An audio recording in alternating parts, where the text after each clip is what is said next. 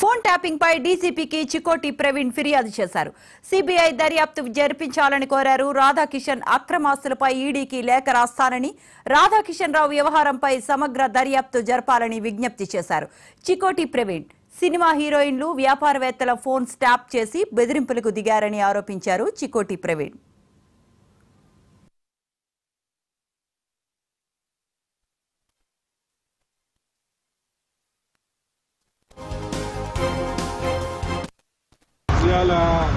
ఈ రాధాకిషన్ రావు అనే రాక్షసుడు ప్రభుత్వ బీఆర్ఎస్ ప్రభుత్వ అండతోటి రెచ్చిపోయి ఫేక్ కేసులు, మనీ ఎక్స్టార్షన్. నాకు ఒక ఎక్స్పీరియన్స్.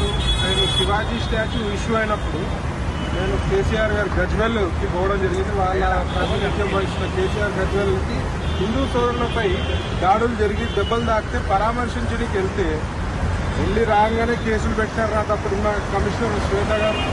తర్వాత వచ్చినాక ఈ రాధాకిషన్ అనేటోడు నాకు ఫోన్ చేసి, టాస్క్ ఫోర్స్ ఫోన్ చేసి, నువ్వు సీఎం కాన్స్టిట్యున్సీకి పోయేంత మొనగాడివా మొగాడివా, నువ్వు ఏం పని నీకు పోవాలంటే, సార్ మా హిందుత్వం గురించి ఫైట్ చేస్తాం, నేను గోమాత గురించి ఫైట్ చేస్తాను, దాని గురించి నేను పోవడం జరిగిందంటే, నువ్వు రా, నువ్వు పోయే పని ఏముంది నీకు, నువ్వు పోతే మాత్రం ఈసారి పీడీ యాక్ట్లు పెడతాం నీ మీద, నువ్వేం సంగతో నీ సంగతి అంతా తెలుస్తామని చెప్పి నీ యొక్క ప్రతి ఒక్క ఫోన్ మూమెంట్, నువ్వు ఎక్కడ పోతున్నావు ఎక్కడికి వస్తున్నావు అన్ని ఒక్కటి నా దగ్గర ఉన్నది.